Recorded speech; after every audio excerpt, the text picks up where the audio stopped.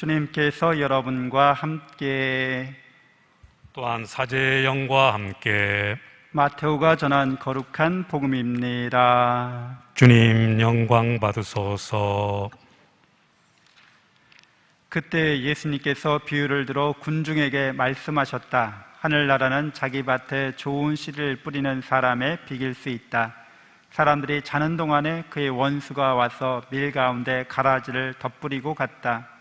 줄기가 나서 열매를 맺을 때 가라지들도 드러났다. 그래서 종들이 집주인에게 가서 주인님, 밭에 좋은 씨를 뿌리지 않았습니까?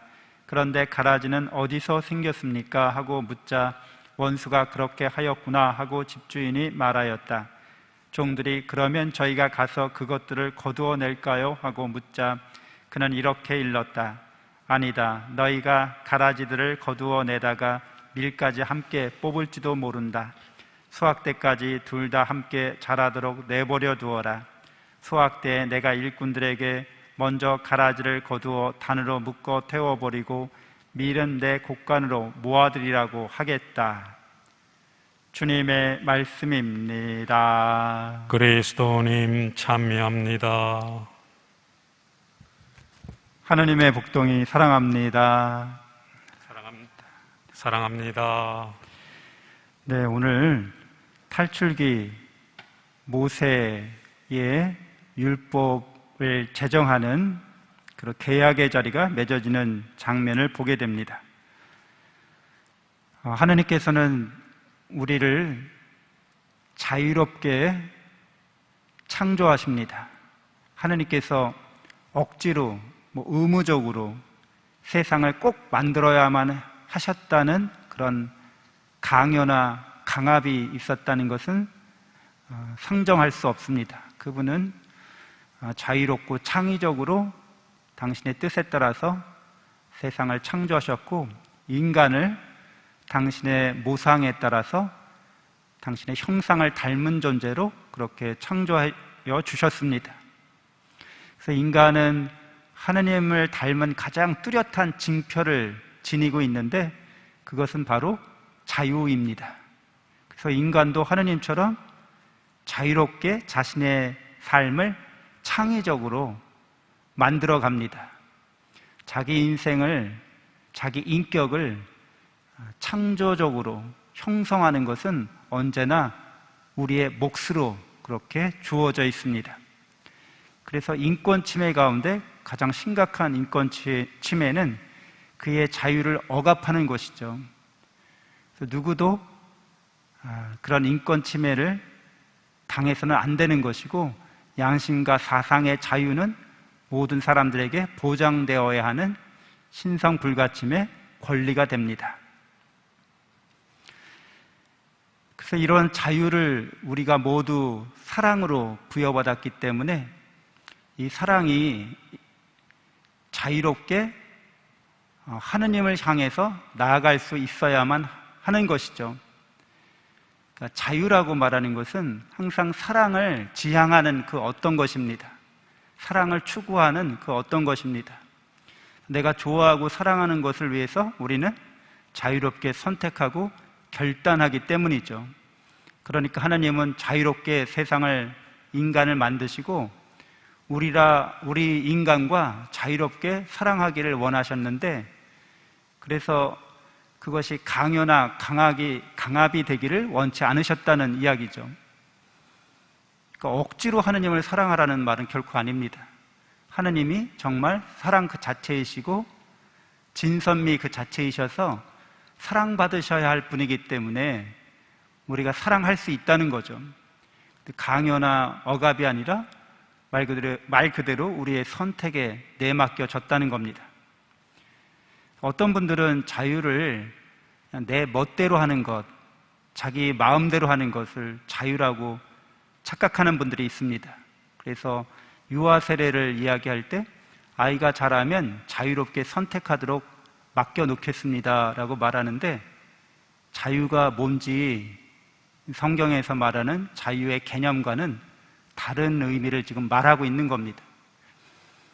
마음대로 멋대로 하는 자유를 우리는 방종이라고까지 얘기할 수 있습니다. 그냥 네가 하고 싶은 대로 해. 그렇게 무책임하게 내어 맡기는 거죠. 그리고 그러한 방종과 무책임의 자유는 인간 본성의 타락으로 이어지게 됩니다. 그래서 하느님을 사랑하고, 그래서 하느님을 자유롭게 사랑하도록 자기 자신이 삶에서 선택하고 결단하는 그런 삶의 양식이 우리에게 필요한 거죠. 그래서 성경에서는 하느님께서 우리랑 계약 맺기를 원하십니다. 사랑의 계약인 거죠. 내가 너희를 사랑해서 창조하고 내가 너희를 사랑하기 때문에 나의 모습을 닮을 수 있도록 자유까지 주었으니 나의 이런 사랑을 알고서 나랑 사랑의 약속을 맺자라고 얘기하는 거죠. 사랑의 계약을 하자, 이런 이야기입니다. 그래서 인간이 그 사랑의 계약을 믿고 그 사랑의 계약에 참여할 때 참다운 자유가 됩니다. 그래서 하느님을 사랑하고 이웃을 나처럼 사랑하면서 자비롭고 정의롭고 지혜롭고 선한 그런 사랑의 삶을 살아갈 수 있게 되는 거죠. 그래서 이 이스라엘에서 이 계약을 맺는 의식이 오늘 희생제물을, 번제물을 바치고 친교제물을 나누면서 그 짐승의 피를, 바쳐진 희생제물의 피를 제단에 바르고 백성들에게도 바르게 합니다.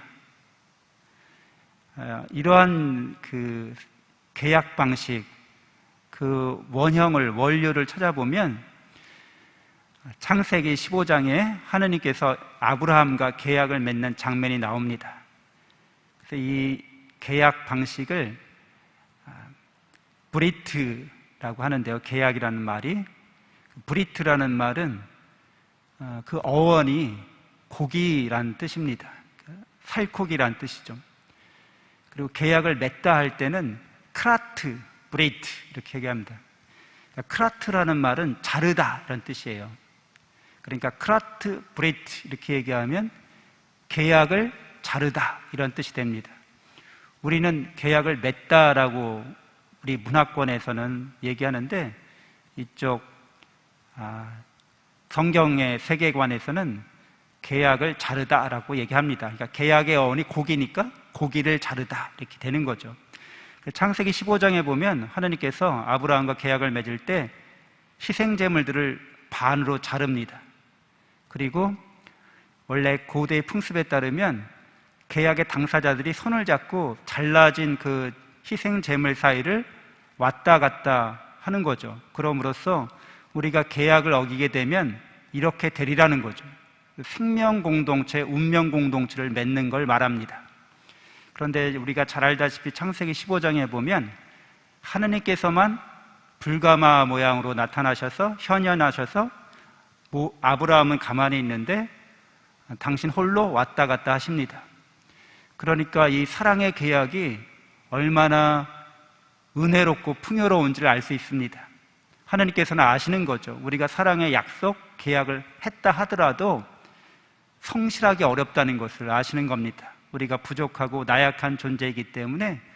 그래서 하느님께서 내가 너희를 사랑해서 너희를 나의 모습에 따라서 창조하고 자유까지 주고 그렇게 자유롭게 하느님을 사랑하기로 약속까지 맺게 했는데 내가 이 사랑의 약속의 성취는 내가 책임지고 해줄 거야, 이렇게 말씀해 주시는 거죠.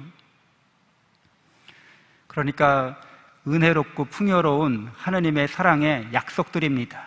그 사랑의 약속을 통해서 끊임없이 우리에게 은총을 베풀어 주십니다.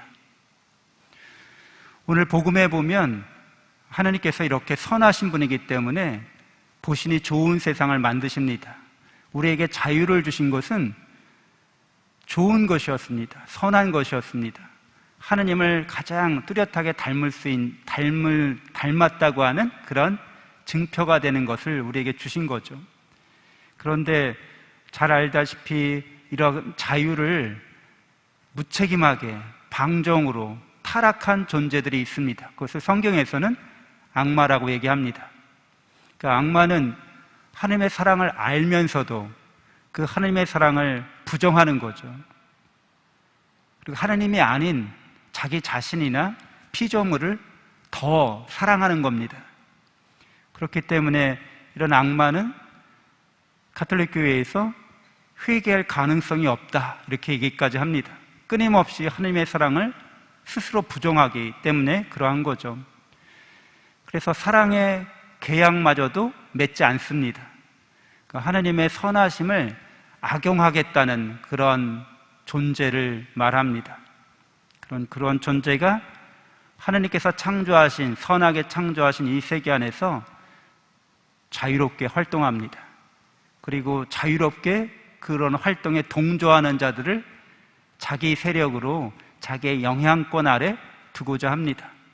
하나님께서 정하신 때가 이르기까지 모든 존재들, 영적인 존재들은 그렇게 자유롭게 생활할 수 있고 자기의 삶을 선택하고 결단할 수 있습니다. 하나님께서 정하신 때가 이르면 하나님의 완전히 선하심이 드러나게 되고 이제 죄악은 봉인되고 말 것입니다.